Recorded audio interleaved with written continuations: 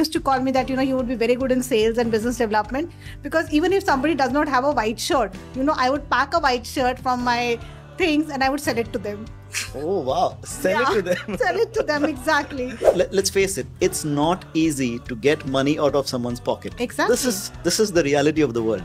True. And sales teaches you that, right? So I came here and I was completely being rejected by all the HRs. And when I asked a reason, the first reason that a company gave me was that you don't have any network in Dubai. So you started a WhatsApp group, called it Skillopedia. And you had, about 100 members in the beginning? Just like people whom you know, you added? Friend circle around. Friend circle. How did it spread from there?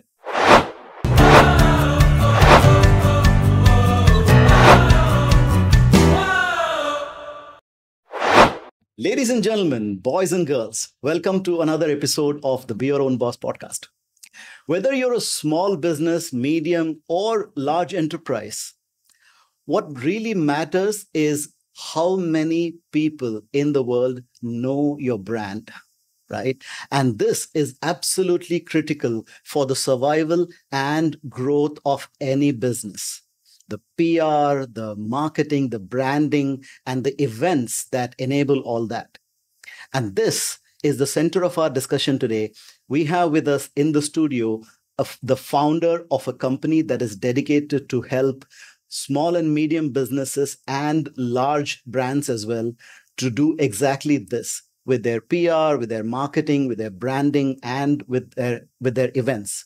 Our guest this week is Monica Behel Arya, the founder of Skillopedia PR, marketing, and events. And Skillopedia is the largest community marketing platform in Dubai.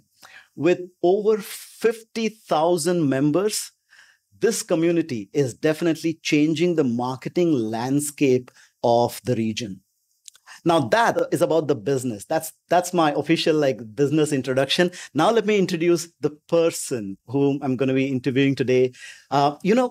When you start something, when you're on a journey, the world will appreciate and come on board and connect with you. But your close friends, your family and your close friends, it takes time to bring them on board. And that is what has happened here with me. I mean, this is one such friend, one such gunda of a friend who's been I've been trying to get her on the show for I think more than a year now. And finally, after a lot of back and forth and scheduling and rescheduling, finally, I'm happy to announce that we have with us in the studio, Monica Behel. Monica, welcome to the Be Your Own Boss podcast. Finally. Thank you so much, Sachin. Thank you so much. And yes, I think these our small businesses are our passion, are our babies. And they take the entire time 24/7 into 365 days.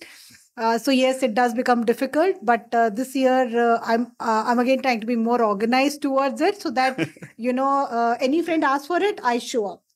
Yeah, I'm so happy. I'm so happy that finally we're able to make it. So, Monica, let's start with the, like we always do on the Be Your Own Boss podcast, we start from the beginning, all the way from the beginning. Okay. So let's start with your journey right from the beginning. Tell us about your parents, your siblings, your childhood memory. So very interestingly, my father has always been into a government service. Okay. My mother has always been a housemaker. She's the one, I think she has not even stepped off the house that much without my father. She still cannot take any public transport and can move out. But she has actually delivered a very strong baby in the name of Monica Arya. And she sometimes calls me up and tells me, कि मैंने तो तुझे ये सब नहीं सिखाया था, ये कहाँ से आया? I said, आया किसी जीन से तो आया. And I have a very loving and caring brother, only one brother. His name is Ankur. And currently he is the CFO of a very big company, giant in India. And that's what we are, a very small family, 2 kids, mother and dad. Where was this? So I was born in a very small state called Badaयूं in UP, because that's where my nankas are. But my father has always been from Delhi. So as you know, earlier all the deliveries used to happen in nankas. So that's where I was born. Okay. And yes, I have very lovely memories because we have a very big family on both the sides. And I was always the mysterious child and difficult to handle for everyone. So, but I've been very, very blessed that, still I'm the most lovable child in the family as a cousin, as a daughter, as a sister. And nobody feels, any boundaries to talk to me, whether they're getting married, whether they're getting a kid, or whether they just want to hang out with me, maybe go for a beer or whatever they want to do in their lives. The first call is to Mona Didi. Oh, so nice. So as a child growing up, like you grew up in Delhi, right? Most of your childhood was in Delhi. Yeah. So did you have aspirations to, like, did you think you'll become an entrepreneur one day like you've become today? See, definitely. वो वाला kick तो था. You would be very surprised that I was always very, very pampered from my family. I was very pampered because I was one of the only daughters in my family. And with a lot of brothers around, very secured. Papa ki pari, mama log ki pari, because even my mamas are very secured around me. So I never used to, I was totally, cuddled from all sides that, even if I'm going to school, so like my mama was there, my father was there to drop me, to pick me up, to make sure that no boys enters the lanes where I am. And I always used to tell them, your daughter is not one of the most beautiful girls in the world. You know that I cannot walk alone on the road. But yes, that was how I was brought up in a very conservative environment. Even in my college, everybody used to go by bus. I used to go with my dad or with my mamu, because they used to think, ki my girl should not be seen around with anyone like that. So that's how we were raised up. But I always had that kick, even in the school, people used to call me that, you would be very good in sales and business development, because even if somebody does not have a white shirt, I would pack a white shirt from my things and I would sell it to them. Oh, wow. Sell it to them. Sell it to them, exactly. So the skills were always there. Yeah. And after that, once I cleared my 12, so my mom somehow got a passion that she wanted to start up with her own boutique. Okay. And she started that, but she was not able to take it to very long because she was very much focused on us as kids, that we should study all the time. The family should be taken care of. So at that time also, when she was not able to do certain things, I used to go and do the things and finish it up. Oh, okay. Yes. So you used to kind of run her business. Yes. I was always there. Nice. And I used to love it. Without any regrets, that always used to give me a kick, selling even something for a small pocket money of 50 rupees was something that, cheers you up. Yeah. That kick that kick is very important. When you make a sale, right? Because, let's face it, it's not easy to get money out of someone's pocket. Exactly. This is the reality of the world. True. And sales teaches you that, right? When you get that, make a sale, because you're giving some kind of value and, making it. And so you get that kick. Yes. So what happened? Like after your 12, what was your next? Yes. So my parents had this thing very, very clear with me that one, they always wanted me to marry a Punjabi boy. Okay. That was very clear to me, that we don't want anybody else around us.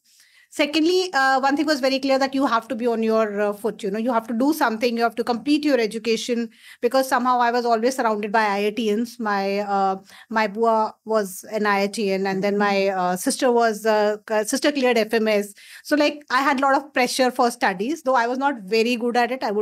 I would be very honest about it, but I was not even bad. I was above average every time.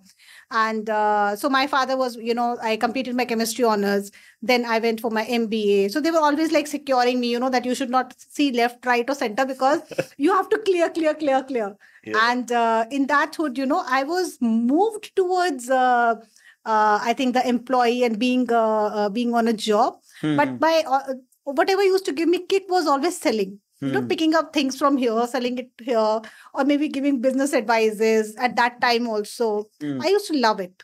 Okay. That used to bring a spark in my eyes. Yeah. So you always had that thing that, sell, or, to be in business, selling is most important. So you wanted to. And I always felt that I used to empathize with people, whenever my friends used to say, I'm missing on this thing. So I always used to put myself into her shoes and think, that, okay, tu ruk ja, I'll get it for you tomorrow. And, that ways, and that time even, there was nothing like brand or something, but I used to put things together and give it to them as if it was my brand.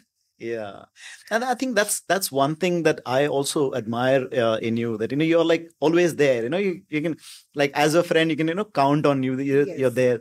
So when you finished your MBA, and after that, did you start something there in India, or like how did Dubai happen? How did you? Dubai happened too late for me. I always Okay. regret that. I mean, I entered Dubai after my 40s. Oh, And okay. I started my career in India after my MBA with a very big pharmaceutical giant. Hmm. And then again, I worked there for almost 2 years.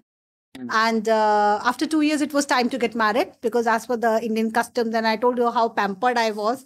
So it was clearly stated to me, that around 22, 23, you have to get married. Oh, So there were a lot of, and my parents were actually preserving me from people outside because every time I used to go for a shadi or a function, it was like, and I was hardly in 12th standard. So people coming from abroad used to tell us, okay, you get her married, we'll get her studied in US or something like that.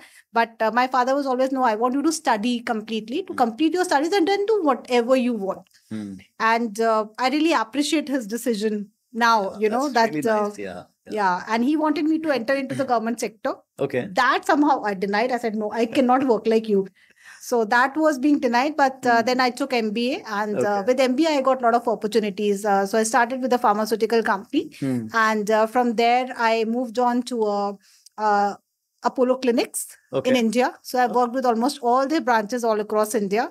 Okay. And I shifted from the pharmaceutical company to a smaller setup with a bigger challenge Yeah. because, that gave me more kick.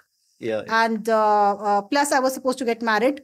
So again, my parental setup was like that. If you have a job which is like already taking you 8 to 8 o'clock, so how would you take care of your family? So this marriage is not going to work. Hmm. So either you leave the job, Okay. or you come nearer to the house of the groom, so that Take something small. yeah, take something smaller that does not take a lot of your time. Yeah. And no choice, so I did that. I left my that job and I came towards for working with Apollo Clinics. But Apollo Clinics gave me a lot of kick because again, there I had more power to decide and sell for them, more power to make corporate connections, more power to move out, because corporate is like more of inside jobs. This role was like what? Business development type of Business. thing? I've always been into marketing, business development, Okay. heading the entire center. So that I've done for almost 16 to 18 years. How did the Dubai thing happen? Then you said, So from there, when I got married, so my husband, Dr. Saurabh, so he was moving from places after every 2-3 years. So the first trip when I moved out and I crossed Delhi was when we moved to Mumbai for almost 8 years. oh, Yeah. okay. And from Mumbai, we came back to Gurgaon again. And from Gurgaon, we moved with him to Dubai. Okay. So I've always been moving with him. Yeah. Yeah. And that's one of the things, like, as I mean, I've seen that as a pattern in so many families, right? Like, Yeah. because one of the members of the family has to move for the job, and then the whole family moves, and then life changes according to that, right? True. But I've always been blessed that wherever I went, I got a good opportunity. And I had such a wonderful relationship with all my bosses throughout for the last 16 to 18 years. That still, when I go back to Delhi, I don't come. I mean, I would leave any of my relatives, but I definitely meet all my ex-bosses. Nice. And then, so when did you start like Skillopedia? When did that idea came about? That is very interesting. Okay. So I always used to think I'm the king. So obviously, wherever I go, I should be. Used to know, you still think you're. I am a queen, of course. Yeah. So wherever I go, I used to think, I will be taken up like this. But this was, and I came out of India for the first time for an international, for residing in an international country. So I came here and I was completely being rejected by all the HRs because. Yeah. And when I asked the reason, so the first reason that a company gave me was that you don't have any network in Dubai. So how would you do sales or how would you do business marketing? And plus, anybody coming from India is being taken as desi over here. So they were like, looks wise, it's okay, but we don't think, you have that network or you know what are the challenges of Dubai. So you would not be able to work in this field. So thank you very much. I said, okay, fine, no worries. And it was peak COVID time when I came with my kids over here. So then I started that why, even after so much of time, why do I have to go to somebody and beg for a job? and even I don't know whether the job will give me a kick or not, but still I'm struggling to find that. So I thought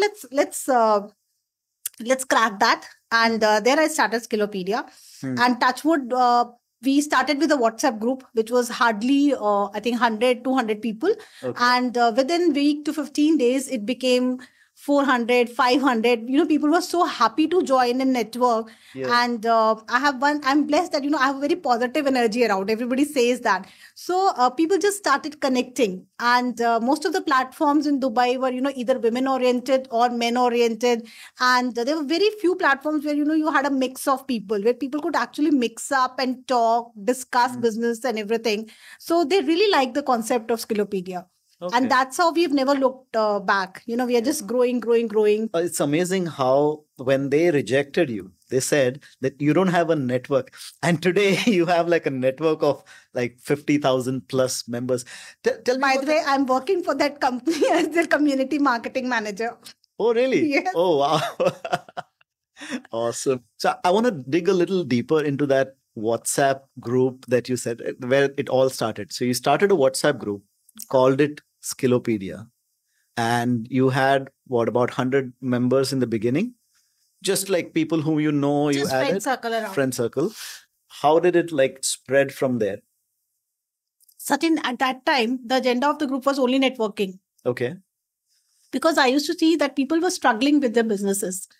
I mean, they were hardly earning anything, and there was no network where they could connect with each other and say that, okay, I do this thing. So if you have any requirements, why don't you get in touch with me? It was a simple communication gap that was existing in the market. By the way, why Skillopedia? Where did that name come from? What's the Yes. story behind that? So we were discussing the names, and we thought that, Skillopedia is all about upskilling, because, everybody puts in a lot of money to get a license. Everybody puts in a lot of money to get an office space. But what about the visibility of your business? Because ultimately visibility, jo dikhta hai, wo bikta hai. Absolutely. So if you're not being seen, so how would you sell? So that's why we named it as Skillopedia, that will upskill people on marketing, on communication, and how to build up their brand more visible in the growing markets. Okay. So there was no like revenue model as such. There was no business model that you had in mind. Nothing It was initially. like a It was WhatsApp. it was just to help the small entrepreneurs. Okay. And but yes, we thought about it, and we thought, why not make it a proper business model where people, because anything that comes free of cost is not valued. Yeah. So we thought, let's put a small pricing to it, and let's create some membership panels where people can invest and people can get more value out of it. And any which ways, getting a space in Dubai is very expensive. So Yeah. we used to put up coffee mornings with a small price, where we used to pay to the restaurant. We used to do some upskilling, some networking. So that's how the whole community started. And then Okay. people started advertising their posts inside the WhatsApp groups. So that's how where it became bigger and bigger and bigger. And you were okay with that, like, people promoting, because in WhatsApp groups, it happens a lot, right? Like where people over promote themselves, they keep posting flyers and videos of their thing. And it was, See, I actually respect that, because everybody is hungry for, that people seeing their posts and at least recognizing that this business exists in Dubai. But yes, we definitely guided them on our Zoom calls, how to network, how to post your posters. Still today, if you will see in my WhatsApp groups, I keep on saying, that rather than just posting a flyer, it's more important that you share your story. To talk about what value addition you are doing with your brand to the other people, so that people really come back to you and say that, okay, why should I come to your brand?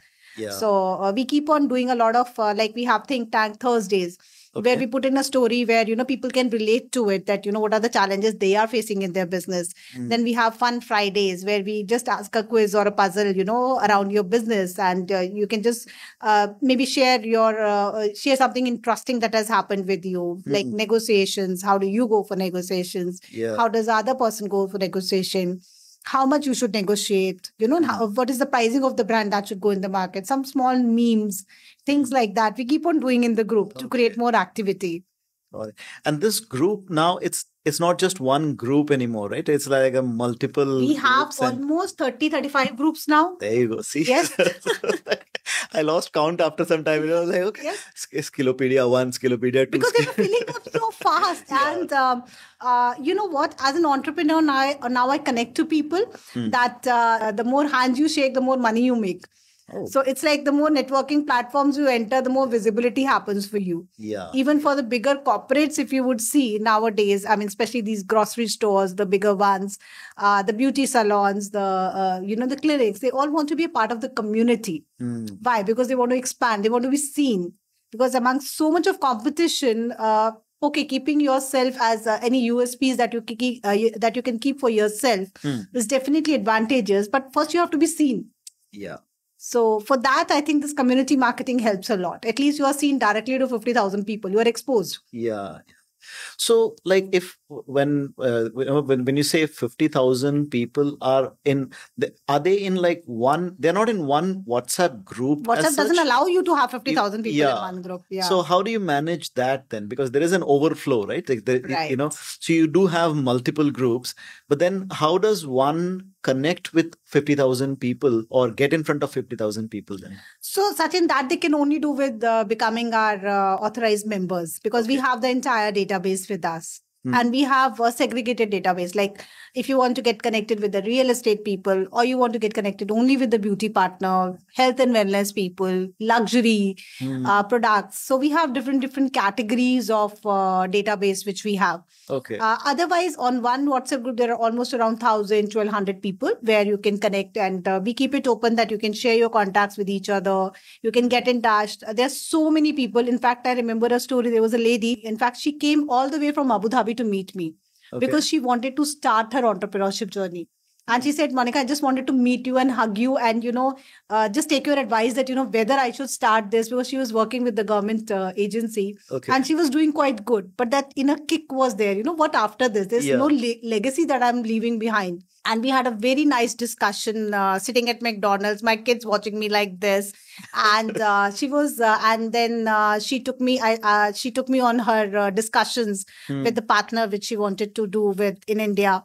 And touch wood, she's doing very good now. Wow. Yes. And she's so happy. I mean, she always, she doesn't forget to tell me, that thank you, Monica, that day you inspired me to go around that. Yeah. Because sometimes just a little push that you need to cross that line. You stand at that, on that wall and think like, should I not? Yes. Yeah. Continuing with the story, right? So you built the community, the community grew. And then like, how did that transform into the Skillopedia that is today? I mean, yes. With you're doing PR, marketing, branding, you're doing events. So tell us about that, like exponential growth from there. So the journey was all about hunger. Okay. So when I started this, initially, I was still looking for a job, because for me, it was like a part-time community that I was creating to help other people, support the fellow business councils and all that stuff. But I soon realized that, why do I want to jump into a job again? Why even I'm searching for a job?